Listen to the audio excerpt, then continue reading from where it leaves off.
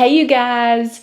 I was talking to a couple that we were walking through a house looking at it, and they were like, we're only in our 20s. How in the world, explain to us how to buy a house?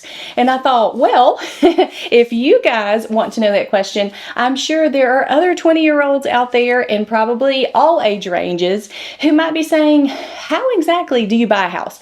So today we're going to walk through the steps of just kind of getting your brain, your ideas, your thoughts ready for purchasing a home.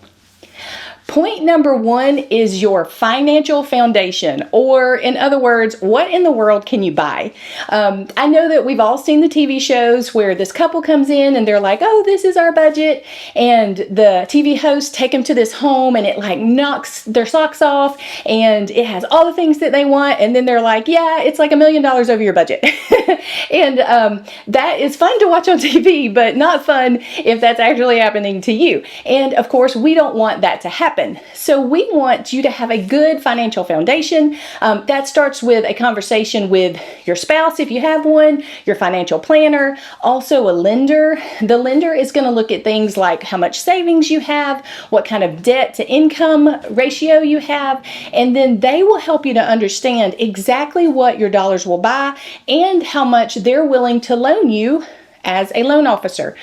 So knowing exactly what your budget is first is the first foundational step in being able to purchase a home. Point number two is pre-approval and research. Okay, what does that mean? Well, research is, kind of like what it says. It's researching the market. It is getting with your trusted real estate agent and understanding what kind of market you're currently in. Are we in a buyer's market? Are we in a seller's market? How long are homes sitting on the market now? Are they going super fast? Are they going over list price? Or can you get a little bit better of a deal and go under list price?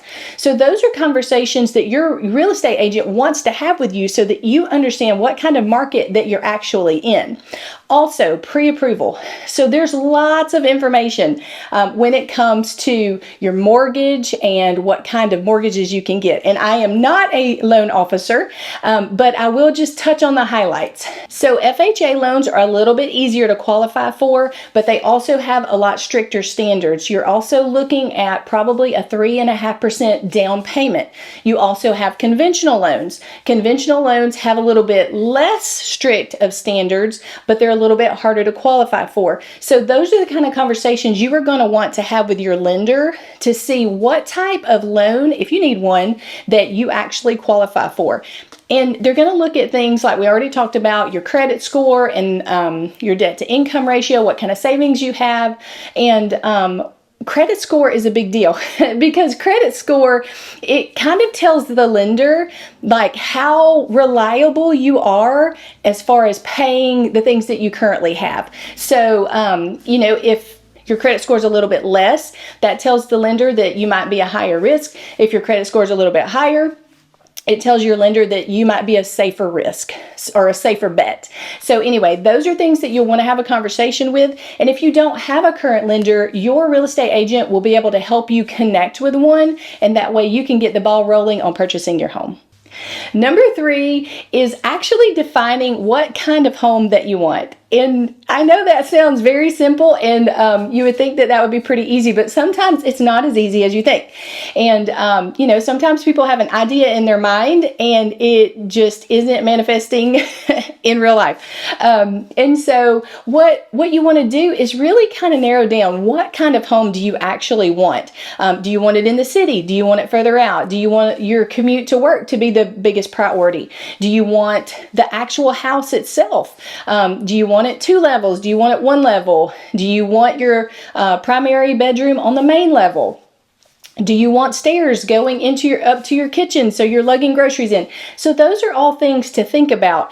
Also, and I'll tell you this, we've looked at a lot of homes with a lot of different people, and there is probably no exact perfect home. So also think about the things that you're like, you know what, if the laundry is in the kitchen, I can concede and do that if it's in the right location and it's the right school system and it's the right drive to work. So those are the things to be thinking about ahead of time. So as your agent is helping you find properties or showing you properties, that helps them to narrow down what to actually send you or what to actually let you go see, as opposed to them just sending a whole bunch of things and you're like, I don't like any of them. So really narrowing in on what you like will really help the process go faster.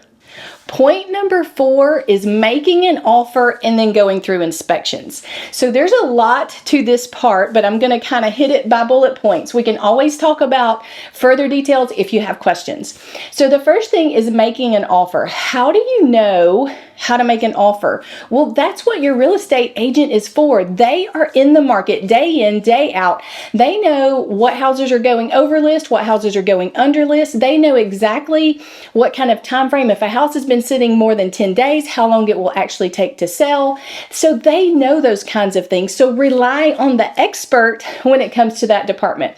So when you make an offer, you will submit that offer to the seller. You will also need a copy of your pre-approval letter from your lender. So that always goes with your offer. So they know that, like, they're not wasting their time with somebody who really can't actually purchase their home. So the next thing is, once they accept that offer, we have all kinds of inspections because we want to make sure that you are getting the best product for the price, or at least if there's something wrong, you know exactly what it is and you know what you're walking into. So you have your general home inspector. And of course, some of you may know one. If you don't, your real estate agent will be able to give you a list of inspectors. That is something they will not do for you, is call them. They want you to have a third party that you trust to come in and look at a home and really give you their expert opinion on what's going on in the home.